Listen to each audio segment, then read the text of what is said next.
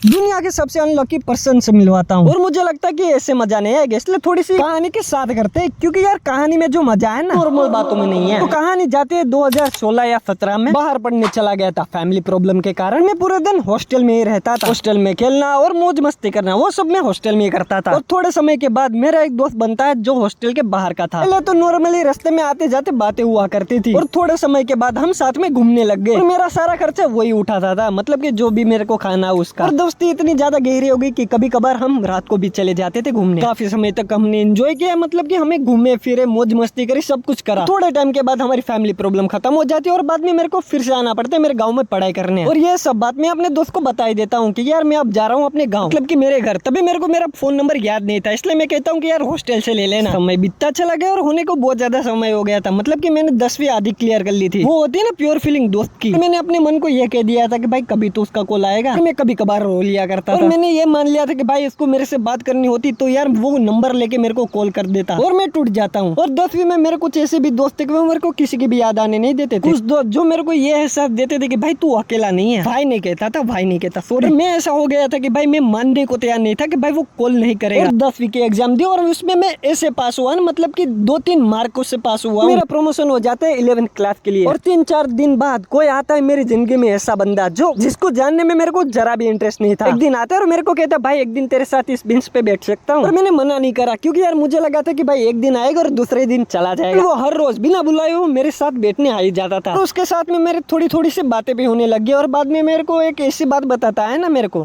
मेरा मतलब कि एक ऐसी बात कहता है मेरे को, तो मैं समझ जाता हूँ कि भाई ये तो साला हरामी निकला। मतलब कि तुम लोग ये बताओ कि यार दोस्ती कैसे हुई होगी। यानी गेसेस, मतलब कि यार 10वीं में सेम मार्क आए थे। मेरा जो दोस्त था वो उसका भी दोस्त था, नहीं इसमें से कोई भी चीज नहीं है। लेकिन यार एक चीज थी, मतलब कि एक लड़की की वजह से ये मेरे से दोस्ती करता है। और काफी समय के बाद हमारी दोस्ती थोड़ी सी गहरी हो जाती है। जब वो अपनी बातें बताता है तब मुझे लगता है कि भाई ये बंदा तो एकदम मेरे जैसा है। 1 साइड करने से अच्छा 2 साइड करना अच्छा है। और दोनों में दर्द भी है, क्योंकि यार कभी कभार बाल भी खराब हो जाता है, मतलब कि हर बार बाल ही कटते हैं ना। और थोड़े समय के बाद मेरे सारे दोस्तों को अकेले नाश्ता करवाने लग गया, मतलब कि मेरे पैसों से। और कुछ दिनों के बाद ये शख्स मेरे को कहता है कि भाई ये सब तेरे को करने की जरूरत नहीं है, जिसको नाश्ता करना होगा वो अपने खुद के पैसे लेके आएगा। मैं सोचता हूँ कि भाई इसको मेरा पक्का दोस्त बनाने की जरूरत है। तो मैं उसको अपना बेस्ट फ्रेंड बना लेता हूँ। मेरे जितने भी दोस्त बने हैं ना भाई, वो मेरे पैसों के लिए बने हैं, क्योंकि यार जब तक मेरे पास पैसा होगा तब तक वो मेरे साथ होंगे। पैसा नहीं है तो वो आएंगे भी नहीं। तो हम लोग बेस्ट फ्रेंड बन जाते हैं और बाद में हमारी लाइफ अच्छी कट रही थी। मतलब कि 12वीं की एग्जाम आ गई थी। मेरे दिमाग में एक और टेंशन पल रहा था, क्योंकि यार 12वीं के एग्जाम में मैं तो पास हो ही जाता,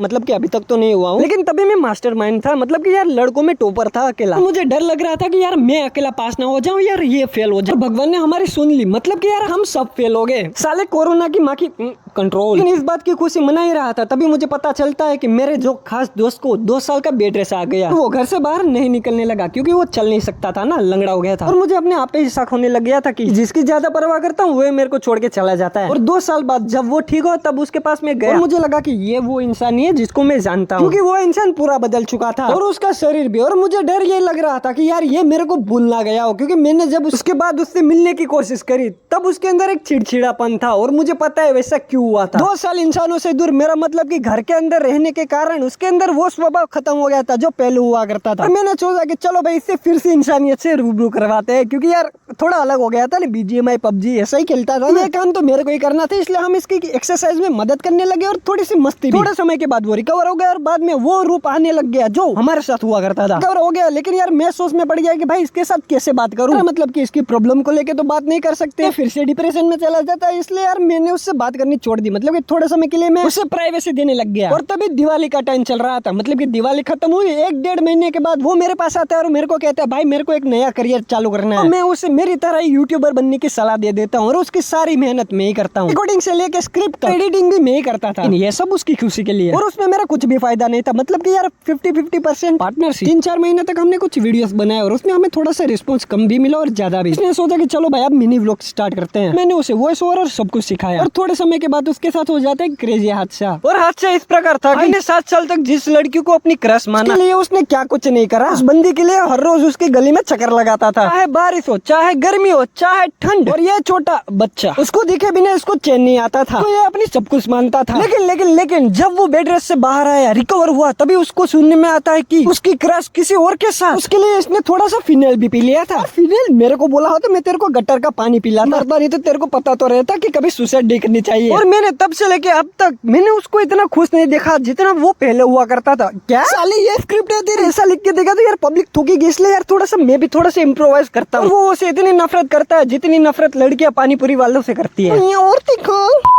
वो नहीं चाहता कि वो उसके साथ शादी करे, वो नहीं चाहता कि उसकी लाइफ में वो वापस आए, और खास तो वो उसको देखना भी नहीं चाहता। लेकिन वो उसको भूल नहीं पा रहा है। बात तो सच है यार, भूल नहीं पा रहा, क्योंकि यार हर चीज भूल जाता है। जैसे कि मैंने उसके पास से 600 रुपए लिए थे, मैंने उसको अभी तक नहीं दिए और उसको पता भी नहीं है। लेकिन एक खास बात बताऊं, मैं उसको देने वाला भी नहीं हूँ। इसे कौन वापस करता है? और मुझे लगने लगा कि भाई इसकी प्रॉब्लम सोल्व करते करते मेरा खुद का वजूद में भूल गया हूँ। साला मैं हूँ कौन इस चीज के अंदर? मैं उसको अनलकीस्ट बॉय मानता हूँ। इसकी लाइफ में एक लकी चीज हुई है, वो भी मेरे से दोस्ती। फिर से टॉपिक भटक रहे दोस्तों। जैसे तैसे करके मैंने थोड़ा सा उसको मोटिवेट किया और थोड़ा सा और आगे बढ़ने को कहा। और ऐसा होता है ना कि मतलब कि आप पुरानी बातें भूल नहीं सकते। मैं उसे हमेशा से यही कहना चाहता हूँ, भाई तेरे को ये भूलने की जरूरत नहीं है। इससे मोटिवेट हो के करियर में आगे बढ़ और दिखा दी इस दुनिया को कि भाई तू उसके बिना अधूरा नहीं है। पहले था ना, अभी तुझे मोटिवेशन के अलावा कुछ नहीं दे सकता, लेकिन उससे भी अच्छा मैंने एक तेरे को ऐसी चीज दी है ना, मतलब कि तू मुझे हमेशा याद रखेगा। तेरे को स्कूल में एक बार मेरा झगड़ा हुआ था और तू मेरे साथ में था और मैं उस बंदे को मार रहा था और मैंने गलती से तेरी नाक फोड़ दी। नाक फूटने के कारण तू एक हफ्ते से स्कूल नहीं आया था और मैं भी डर के बारे तेरे घर नहीं आया था, क्योंकि यार मुझे लग रहा था कि तेरे घर वालों को तूने बता दिया होगा तो यार मेरे को बहुत मार पड़ेगी। और मुझे लगता है कि अब पड़ेगी। तुम लोग कह रहे होगे कि भाई इससे याद कैसे आएगी, तूने तो एक बार ही नाक फोड़ी थी। नहीं, ये टेम्पररी नहीं था, ये परमानेंट था। जब भी धूप में जाता है तब उसकी नाक फिर से फूट जाती है और ये तभी मेरे को बहुत ज्यादा गाली देता है। और उसके साथ में होता है तो थोड़ा सा डेंजरस माहौल हो जाता है, लेकिन यार क्या है ना, चलता है। और तू मुझे तेरी सारी बातें बताता है, लेकिन मैं तेरे को मेरी एक भी बात नहीं बताता। ऐसा नहीं है कि भाई मैं तेरे पे विश्वास नहीं करता, मतलब कि यार मैं सोचता हूँ कि तू मेरे पे विश्वास नहीं करेगा ये सब बातें सुनने के बाद। तुझे फिर से एक बात कहना चाहता हूँ कि भाई अपनी लाइफ के डिसीजन तू खुद ले, दूसरों को पूछ के नहीं लेनी चाहिए, क्योंकि वो तुम्हारी लाइफ में अच्छा चाहते नहीं चाहते तुम्हें भी नहीं पता। इसलिए तू अपनी सुन, अपने दिल की सुना कर। तुझे जो भी चीज पसंद है उसे उठा ले यार, मतलब कि यार दोनों साथ में मार खाएंगे या तो दोनों मार के आएंगे। दोनों ने पार्टनरशिप करी इसलिए इसमें भी काम आओगे। बस वीडियो खत्म होने से पहले मैं तेरे को ये कहना चाहता हूँ कि भाई हमें लगता है कि भाई हमारे दुश्मन कोई बाहर के होंगे, मतलब कि गैर लोग होंगे। हमेशा ऐसा नहीं होता, मतलब कि कुछ बार अपने भी होते हैं, मतलब कि काफी बार। मैं थोड़ा सा सुधरने की कोशिश करूंगा। वैसे भी यार मैं भी कोई लड़की के लिए यार मेरे परिवार के लिए नहीं सुधरा, लेकिन तेरे लिए सुधरने की कोशिश करूंगा। पता है कैसे? बगदू गाली, लेकिन नहीं, ये तेरे लिए वीडियो है इसलिए मैं गाली नहीं दूंगा। तुम लोग सोच रहे होंगे यार ये किसको कह रहा है, कोई नहीं है, ये मेरा खास मेरा जिगर का टुकड़ा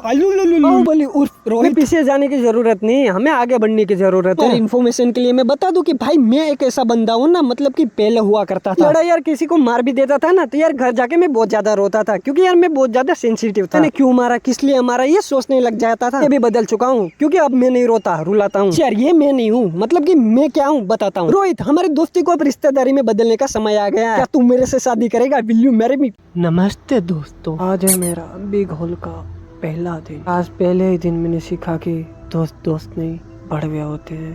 पश्चात ये कौन भड़वा भूख रहा है? की चाट।